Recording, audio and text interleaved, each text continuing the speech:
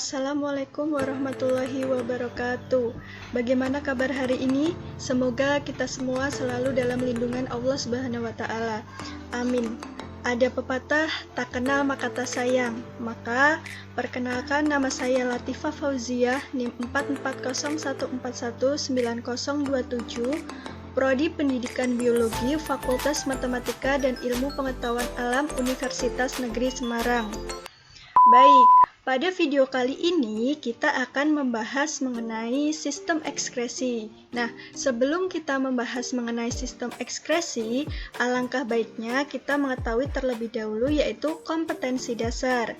Baik, yang pertama di sini ada 3.9, menganalisis hubungan antara struktur jaringan penyusun organ pada sistem ekskresi dalam kaitannya dengan bioproses dan gangguan fungsi yang dapat terjadi pada sistem ekskresi manusia. Yang kedua yaitu 4.9, menyajikan hasil analisis pengaruh pola hidup terhadap kelainan pada struktur dan fungsi organ yang menyebabkan gangguan pada sistem ekskresi, serta kaitannya dengan teknologi. Nah, setelah kita mengetahui kompetensi dasar, tentunya kita akan mengetahui tujuan pembelajaran itu sendiri. Baik, yang pertama di sini ada dapat menjelaskan bagian ginjal dan struktur nefron dalam sistem ekskresi. Yang kedua yaitu dapat menjelaskan tahapan pembentukan urin. Yang ketiga yaitu dapat menganalisis gangguan atau kelainan fungsi ginjal. Nah, baik, sebelum kita membahas mengenai sistem ekskresi lebih dalam, saya mau bertanya nih kepada teman-teman. Nah, teman-teman tentunya pernah makan atau minum dong. Nah, jika kalian suka sekali dengan makanan yang pedas seperti seblak, dan kalian itu ketika terlalu banyak memakan makanan yang pedas, nanti kalian akan merasakan yang rasanya itu mules atau sakit perut. Nah, ketika mules atau sakit perut, pastinya itu kalian langsung buang air besar kan? Nah, seperti itu. Oke, ketika kalian buang air besar itu, pasti kalian mengeluarkan sesuatu seperti feses atau urin. Nah, betul kan seperti itu? Oke, baik. Nah, ternyata di dalam tubuh manusia itu ada 3 proses pengeluaran, yaitu ekskresi, sekresi, dan defekasi. Nah, baik. Nah, apa sih yang membedakan dari ketiga proses pengeluaran itu? Baik, yang pertama di sini ada ekskresi. Nah, ekskresi merupakan pengeluaran zat-zat sisa metabolisme yang sudah tidak digunakan lagi oleh tubuh. Nah, selanjutnya ada sekresi. Nah, sekresi ini merupakan pengeluaran zat-zat yang masih dibutuhkan oleh tubuh. Contohnya hormon dan enzim. Selanjutnya yaitu ada defekasi. Baik, defekasi ini merupakan pengeluaran sisa pencernaan berupa feses atau tinja. Nah, baik, sekarang kita sudah mengetahui perbedaan dari ketiga sistem pengeluaran tersebut atau proses pengeluaran tersebut. Nah, pada video kali ini kita akan membahas mengenai sistem ekskresi. Oke, nah seperti yang sudah dijelaskan tadi bahwa sistem ekskresi merupakan sebuah proses pengeluaran zat-zat sisa metabolisme yang sudah tidak digunakan lagi oleh tubuh. Nah, adapun fungsi dari sistem ekskresi yaitu yang pertama, mempertahankan homeostatis. Yang kedua ada membantu mempertahankan suhu tubuh. Yang ketiga yaitu melindungi tubuh dari racun. Yang keempat yaitu menurunkan kadar zat metabolisme. Nah, adapun alat atau organ ekskresi yang pertama yaitu ginjal. Nah, oke, seperti ini. Nah, ginjal atau ren ini di dalam tubuh manusia itu berjumlah sepasang dan terletak di dalam rongga perut pada dinding tubuh bagian belakang atau dorsal. Nah, ternyata ginjal kanan di sini itu lebih rendah daripada ginjal kiri karena di atas ginjal kanan itu terdapat organ hati. Nah, ginjal ini itu berbentuk seperti biji ercis dengan panjang sekitar 10 cm dan berat sekitar 200 gram. Nah, ginjal ini berwarna merah. Mengapa demikian? Karena banyak darah yang masuk ke dalam ginjal. Oke, baik. Selanjutnya mengenai bagian-bagian ginjal. Nah, apabila ginjal kita belah menjadi dua, akan tampak seperti di gambar. Nanti kita akan mengetahui bagian-bagian ginjal di situ. Sekarang kita bahas satu persatu ya bagian-bagian ginjalnya.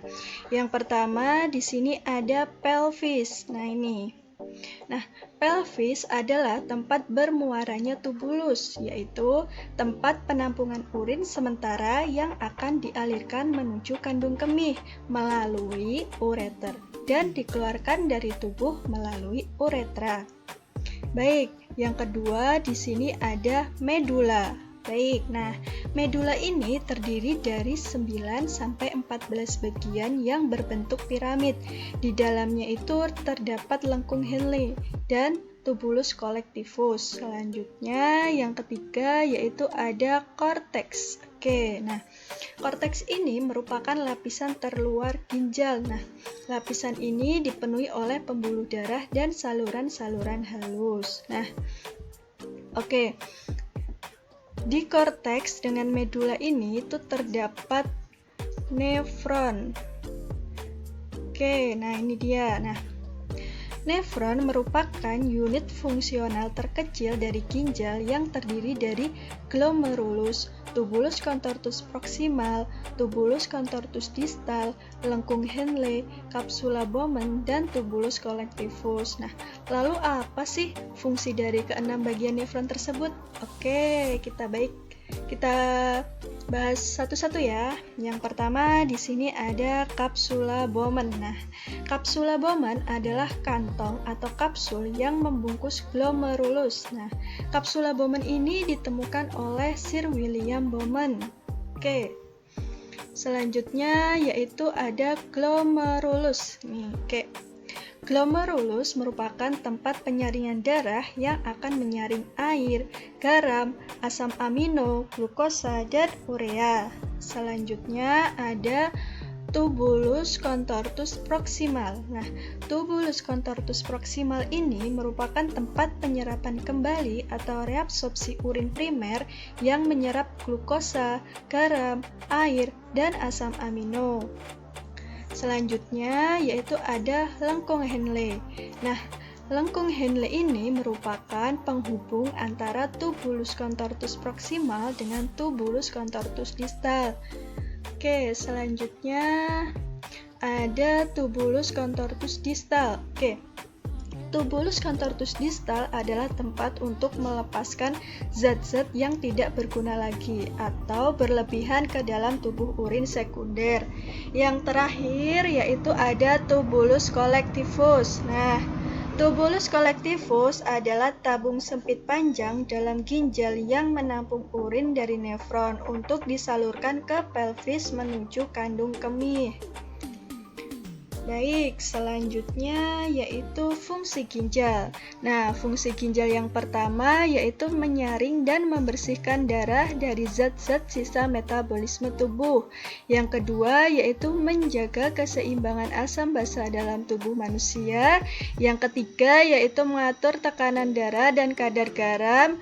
Yang keempat yaitu menghasilkan zat hormon yang berperan membentuk dan mematangkan sel-sel darah merah di sumsum tulang. Yang kelima yaitu mengekskresikan zat yang jumlahnya berlebihan. Setelah kita mengetahui fungsi dari ginjal, terus bagaimana sih proses pembentukan urin itu sendiri? Baik. Proses pembentukan urin di dalam ginjal itu mengalami 3 tahapan. Ini yang pertama yaitu ada filtrasi. Filtrasi adalah proses penyaringan darah dari zat-zat metabolisme dalam tubuh.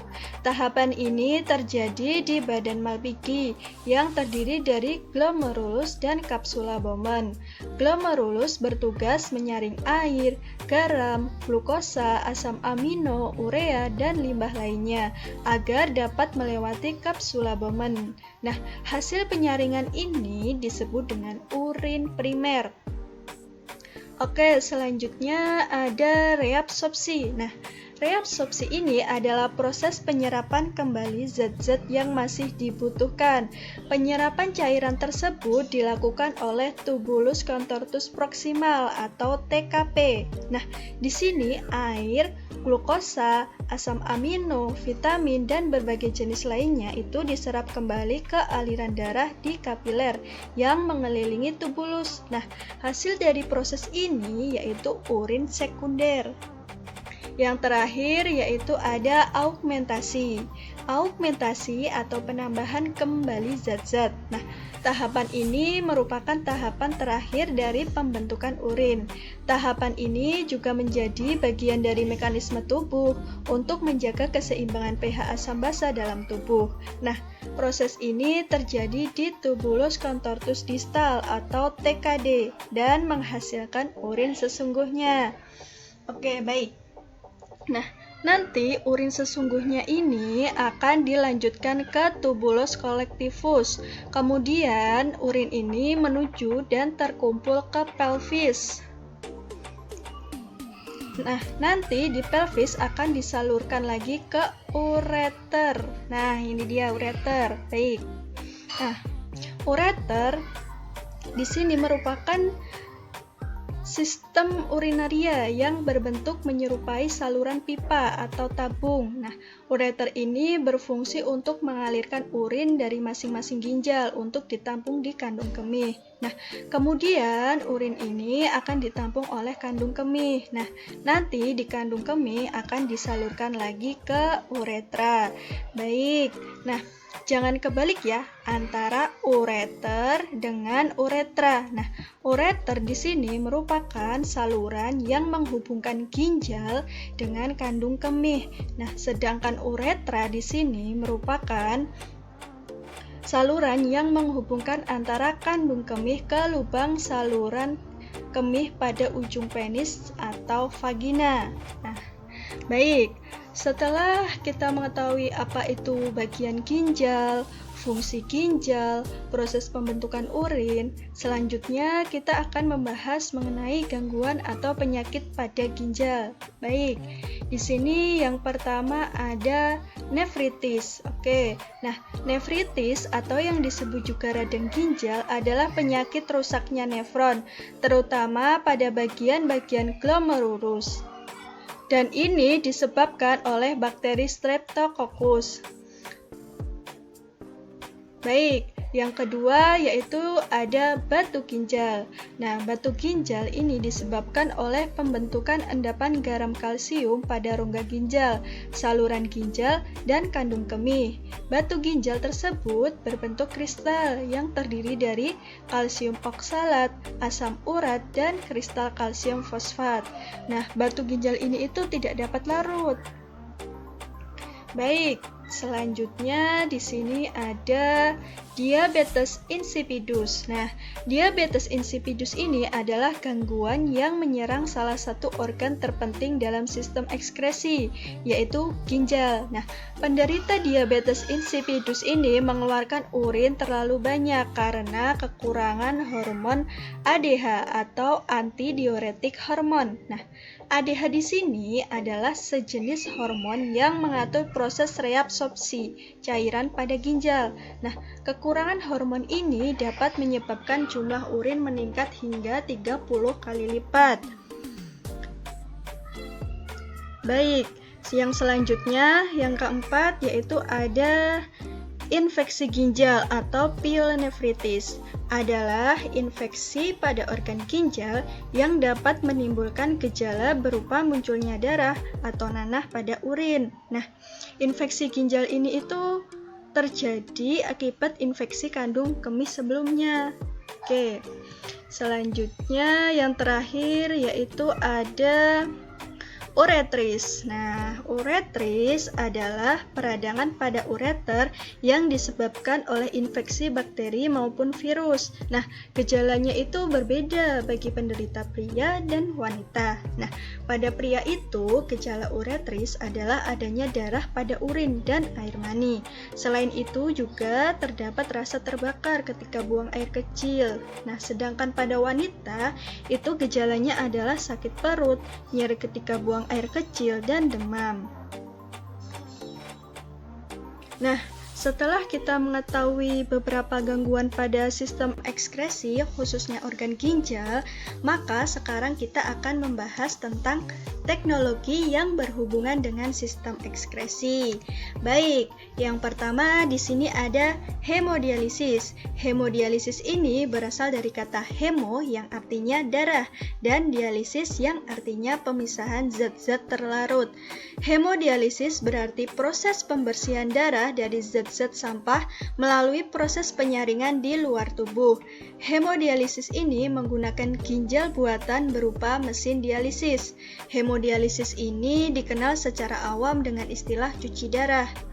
Baik, yang selanjutnya ada transplantasi ginjal. Baik, transplantasi ginjal atau biasa juga disebut cangkok ginjal adalah suatu metode terapi dengan menggunakan ginjal sehat yang didonorkan atau diberikan melalui prosedur pembedahan. Ginjal sehat dapat berasal dari individu yang masih hidup yang disebut dengan donor hidup atau yang baru saja meninggal yang disebut dengan donor kadaver. Nah, agar transplantasi ginjal ini berhasil dengan baik, ginjal yang didonorkan itu harus mempunyai kecocokan secara imunologi dengan ginjal resipien atau penerima ginjal transplantasi. Prosedur transplantasi ginjal adalah dengan menempatkan ginjal baru pada rongga perut bagian bawah, yaitu dekat daerah panggul. Nah, ini supaya terlindung oleh tulang panggul. Nah, pembuluh nadi arteri dan pembuluh darah balik vena dari ginjal baru ini dihubungkan ke arteri dan vena tubuh. Dengan demikian, darah dapat dialirkan ke ginjal sehat untuk disaring. Nah, saluran kemih dari ginjal baru ini selanjutnya dihubungkan ke kandung kemih agar urin dapat dialirkan keluar. Nah, lama operasinya itu sekitar 1,5 sampai 3 jam. Namun apabila ada kendala, lama operasi ini akan semakin panjang. Nah, baik. Bagaimana penjelasan yang sudah disampaikan teman-teman? Apakah bisa dipahami? Nah, sebelum kita mengakhiri pembelajaran pada kali ini, apa yang dapat kita simpulkan untuk pembelajaran kali ini? Oke, baik. Kesimpulan yang dapat kita ambil dari pembelajaran kali ini yaitu yang pertama, sistem ekskresi adalah sebuah proses pengeluaran zat-zat sisa metabolisme yang sudah tidak digunakan lagi oleh tubuh. Selanjutnya yaitu tentang bagian-bagian organ ginjal, itu meliputi pelvis, korteks, medula, dan nefron. Selanjutnya yaitu tentang proses pembentukan urin. Ini terdapat 3 tahapan, yaitu filtrasi, reabsorpsi, dan augmentasi.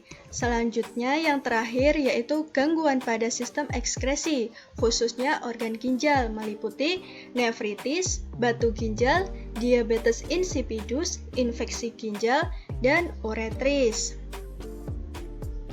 Baik.